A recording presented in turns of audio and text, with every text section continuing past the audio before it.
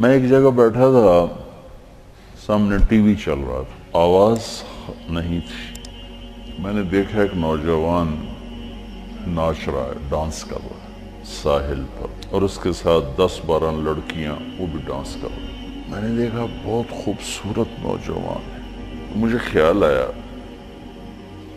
یہ جو اتنی بڑی گمراہی میں ہے اس کو ہدایت کیسے ملی، اور کون اسے جا کر اللہ کا پیغام سنائے گا۔ یہ وہیں بیٹھے بیٹھے ایک اس کی خوبصورتی اور جوانی پہ رحم آیا، ایک اس کے پلٹا کھانے کو میں نے بہت مشکل سمجھا، خیال آ کے گزر گیا، میں وہاں سے اٹھ گیا، کچھ دن اس کا نقش میرے دل دماغ پر رہا، پھر محو مٹ گیا۔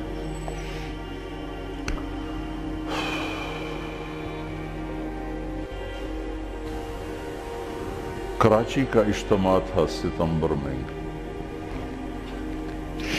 تو انہوں نے میرے لیے ایک چھوٹا سا خیمہ بنایا ہوا تھا کراچی والوں، تو میں وہ خیمے میں بیٹھا ہوا تھا، تو ایک نوجوان میرے پاس آیا کہ جی پاکستان کا ایک مشہور گلوکار ہے، اس کا نام ہے جنید جمشید، میں آپ سے ملانا چاہتا ہوں۔ میں نے کہا کدھر؟ کہ میرے ساتھ ہے۔ میں نے کہا تم کیسے جانتے ہو؟ کہ میرا کلاس فیلو۔ میں نے کہا لے آؤ۔ تو وہ اس کو جب لے کر آیا تو اس نے چہرہ چھپایا ہوا تھا، مجمع کی وجہ سے شاید چہرہ پورا سے چھپایا ہوا، پھر سامنے آ کے بیٹھا اور یوں کھولا تو وہ وہی نوجوان جس کو میں نے اسکرین پر ناچتے دیکھا تھا۔ میں نے کہا آپ کا نام؟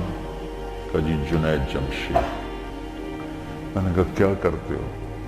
کہا میرا موسیقی سے تعلق ہے۔ میں نے کہا گاتے ہو یا بجاتے ہو؟ کہا جی میں گاتا ہوں۔ کہ یہ جو دل دل پاکستان ہے یہ میں نے گایا ہے۔ اچھا وہ تو بہت مشہور ملی نغمہ ہے۔ کہاں جی وہ میں نے گایا۔ اچھا، اس کے بعد میری اس سے کیا بات ہوئی، اب 20 برس ہونے کو ہیں، یاد نہیں، تاثر یاد ہے کہ اس نے آگے کیا جواب دیا۔ کہنے لگا میرا جی چاہ رہا ہے آپ بولتے رہیں اور میں سنتا رہوں، مجھے لگ رہا ہے جیسے کوئی میرے زخموں پہ مرہم رکھ رہا ہے۔ میرا ایک اور دوست بھی ہے، میں چاہتا ہوں میں اس کو بھی لے کر آؤں، سلمان، وہ بھی آپ کی باتیں سنیں۔ پھر تھوڑی دیر بعد اس نے کہا میں ایک سوال کرتا ہوں، ایک پاکستانی نوجوان جس گلیمر کو، گلیمر کہتے ہیں رعنائی، عیاشی، دنیا کی موج میلہ، جس موج میلے کو ایک پاکستانی نوجوان خواب میں دیکھتا ہے وہ مجھے حقیقت میں حاصل ہے میرے پاس، لیکن اس کے باوجود میرے یہاں اندھیرا ہے۔ کیا یہ میرے یہاں اندھیرا ہے، یہ دل خالی ہے، مجھے یوں لگتا ہے میں وہ کشتی ہوں جس کا کوئی ساحل نہیں، جس کا کوئی گھاٹ نہیں، بے منزل مسافر ہوں۔ اچھا، بے منزل مسافر ہوں، یہ ایسا کیوں ہے؟ میری تو ہر خواہش پوری۔ میں نے کہا اللہ تعالیٰ نے انسان کو 2 چیزوں سے بنایا ہے، ایک جسم ہے، ایک روح ہے، ان دونوں کی ضروریات الگ الگ ہیں، جس کی ضرورت پوری نہیں ہوگی وہ فریاد کرے گا۔ جسم کو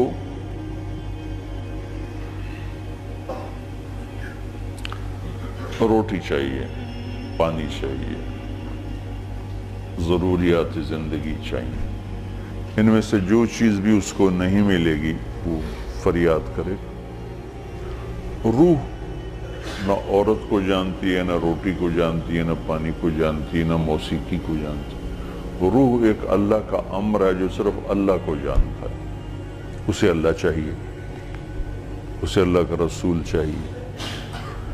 تو جسم کو روٹی نہ ملے تو وہ پریشان ہوتا ہے، روح کو جب اللہ اس کے رسول کا تعلق نہیں ملتا تو وہ پریشان ہوتی ہے، پھر وہ پریشانی ویرانی بن کر جسم پہ طاری ہوتی ہے، پھر ہم اس کو دور کرنے کے لیے اس سے اور بڑی عیاشی میں جاتے ہیں کہ شاید ابھی کچھ کمی ہے، وہاں اس کی بھوک اور بڑھتی ہے، وہ اور فریاد کرتی ہے، پھر ہم اس سے بڑی عیاشی میں جاتے ہیں، پھر اس کی بھوک اور بڑھتی وہ اور فریاد کرتی ہے۔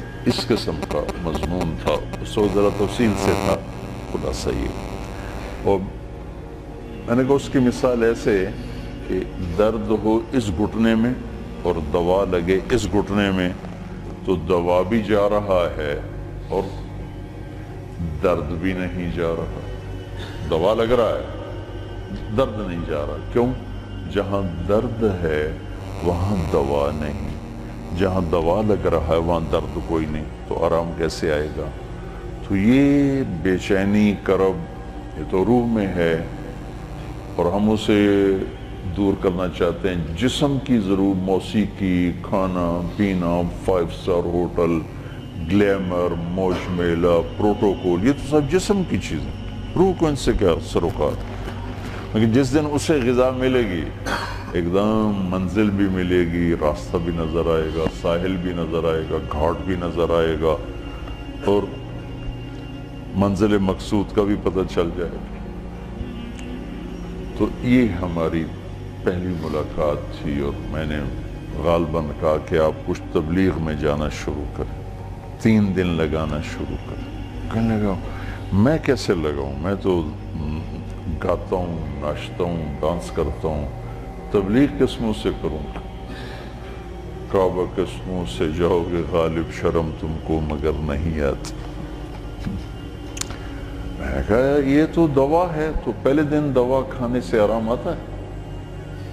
مسلسل دوا کھاتے کھاتے کھاتے بیماری دبنا شروع ہوتی ہے اور اللہ تعالیٰ اسے ٹھیک کر دیتا ہے۔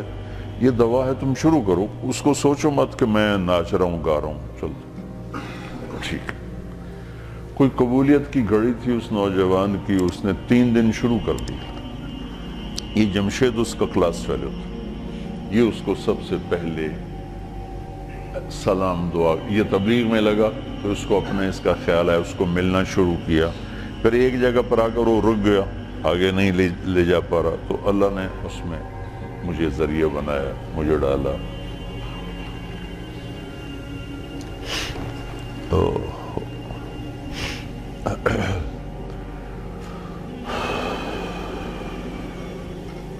نومبر 1997 میں 4 مہینے کے لیے میری تشکیل ہوگی امریکہ، مستورات کی جماعت، میں اور اہلیہ اور لاہور کی جماعت تھی۔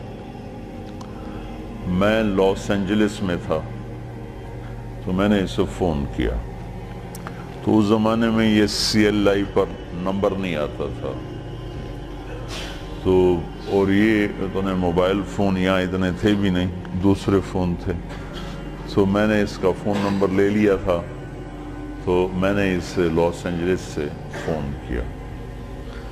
کہنے لگا آپ کہاں سے بول رہے ہیں؟ میں نے کہا میں امریکہ میں ہوں، لاس اینجلس میں۔ کہنے لگا نہیں، میں نے کہا وہیں سے ہوں۔ کہا قسم اٹھائیں، قسم اٹھائیں۔ میں نے کہا چھوٹی سی بات پہ کیسے قسم اٹھاؤں؟ کہا نہیں یہ بہت بڑی بات ہے۔ میں نے کہا کیوں؟ اور میں ساری دنیا پھرتا ہوں، کبھی اپنی بیوی کو فون نہیں کیا، اب مجھے فون کیسے کر رہے ہیں؟ میں نے کہا یار تم سے محبت ہو گئی تھی اس لیے فون کر رہا ہوں۔ بس اس ایک فون نے نا اس کے دل میں میری محبت ڈالی۔ میں جب یہ حج پہ جاتا ہوں میرا 60-70 ہزار روپیہ صرف فون کا بل ہوتا ہے، 3000 تقریباً ریال میرا ہر سفر میں 15-20 دن میں میرا فون کا ہوتا ہے کہ میں ایسے ہی فون کرتا رہتا ہوں۔ وہاں کا فون وہ ہزاروں بیانوں سے بڑھ کر ہوتا ہے۔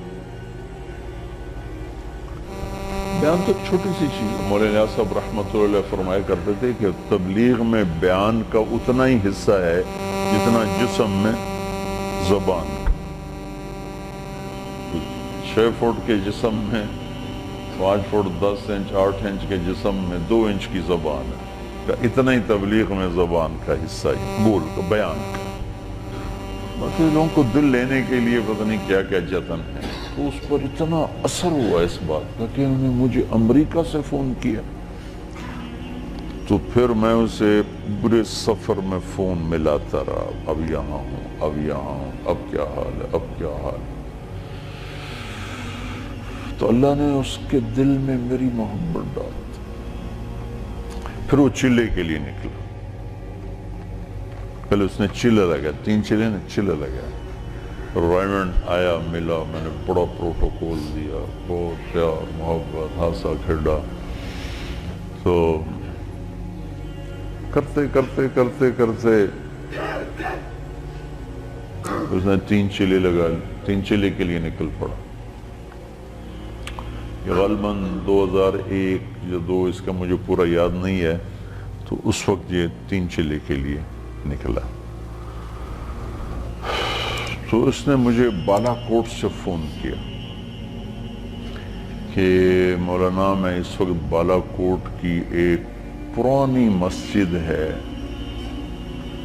اس میں ہماری جماعت ہے، باہر فرش ٹوٹا ہوا ہے، اس پر ایک پھٹی ہوئی چٹائی ہے، اس پر میں لیٹا ہوا آپ کو فون کر رہا ہوں.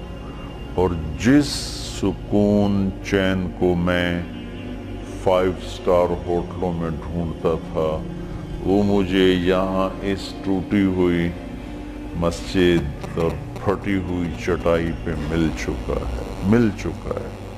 مجھے یوں لگ رہا ہے میں ہوا میں اڑ جاؤں گا. بعین ہی اس کے یہ الفاظ تھے. تو میں نے کیا جواب دیا یاد نہیں، لیکن غالباً میں نے یہی کہا کہ اب روح تک اس کی غذا پہنچ گئی تو موج ہو گئی. یہ اس نوجوان کا ابتدائی سفر تھا.